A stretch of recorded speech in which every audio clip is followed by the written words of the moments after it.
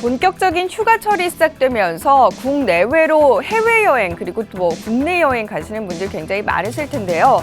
자, 해외로 여행을 떠나면 환전 대신 신용카드로 가서 결제를 해야지 라면서 이 신용카드를 들고 여행을 나서시는 분들 굉장히 많으실 겁니다. 자, 해외에서 신용카드를 쓸 때 달러로 결제를 하는 게 나을까요? 아니면 원화로 결제를 하는 게 나을까요? 오늘은 그 부분과 관련해서 무엇이 과연 유리한지 살펴보도록 하겠습니다. 해외 면세점에서 우리가 물건을 살 때 호텔 또 숙박비를 계산할 때 우리는 신용카드를 많이 이용하게 됩니다. 그런데요, 우리가 모르는 사실이 있습니다. 이 신용카드로 결제를 할 때는 그러니까 원화가 아닌 현지 통화로 결제를 해야만 우리가 더 많은 수수료를 물지 않을 수가 있습니다.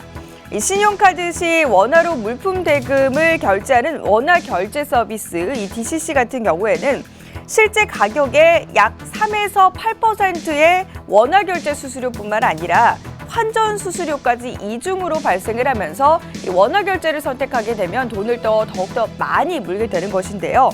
자, 예를 들어서 살펴보도록 하겠습니다.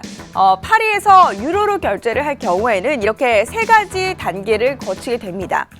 유로에서 달러로 한번, 그리고 달러에서 원화 이렇게 세 가지 과정을 거치게 되는 것인데요.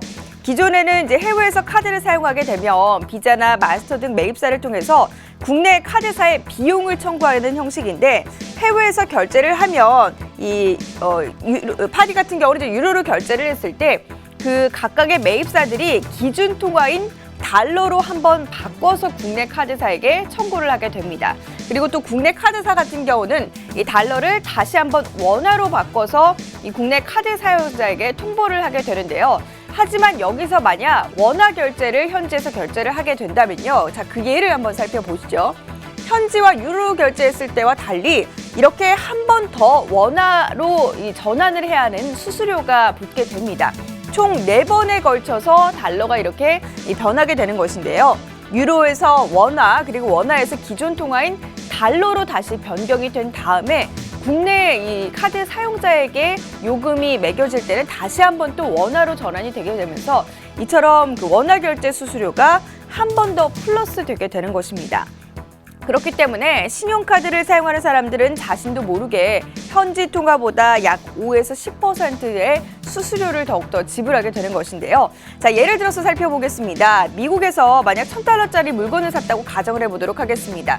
해외 가맹점에서 $1당 1,000원으로 가정을 했을 때 달러로 만약에 계산을 하게 되면 총 101만 원을 내면 되지만 이 해외 원화 결제 서비스를 이용하게 되면 108만 1,920원이 결제가 됩니다. 그래서 결국 최종적으로 7만 1,920원, 약 7%의 차이가 발생하게 되는데요. 이 해외 원화 결제 서비스는 해외 가맹점이 이 서비스를 제공하는 업체와 약정을 맺고 이 수수료를 받아가도록 구조가 되어 있습니다. 국내 카드사의 비자나 마스터 등 같은 국내 브랜드사는 이 수수료와 무관하게 되어 있는데요. 때문에 국내 카드사가 나서서 이 수수료와 관련해서 차단을 하거나 문제를 없앨 수는 없는 지금 그런 상황입니다. 국내 카드사가 해외 가맹점이 이렇게 지불하는 원화 결제 수수료에 대해서 이 내용을 개입할 수가 없기 때문에 소비자가 해외 가맹점 이용 시에 이 서비스를 최대한 선택하지 않는 것이 최선의 방안이 되겠습니다. 자, 마지막으로 그럼 해외에서 결제를 할 때 과연 이 피해를 예방하기 위해서 해외 원화 결제 식별 요령을 알려드리도록 하겠습니다. 예시 1과 예시 2가 있는데요. 이 원화로 결제가 됐는지 살펴볼 수 있는 방법은 신용카드 영수증에 이렇게 KRW라는 이 영수증이 찍혀 나오면 원화로 결제된 것이다 라고 생각을 하면 되겠습니다. 이 경우에는 취소하고 현지 통화로 결제해달라라고 다시 한번 요청을 해야 하고요. 만약에 카드사에 5만 원 이상 결제를 했을 시에 무료로 SMS를 통지하도록 그 서비스를 신청해 놓는다면 이러한 내용들도 즉석해서 받아볼 수가 있습니다. 그리고 이제 해외 공항 면세점이나 단체 여행 시 방문하는 기념품 매장 같은 경우는 대부분 이 원화 결제 서비스를 제공할 가능성이 높기 때문에 꼭 참고하셔서 영수증을 확인해 보시길 바라겠고요.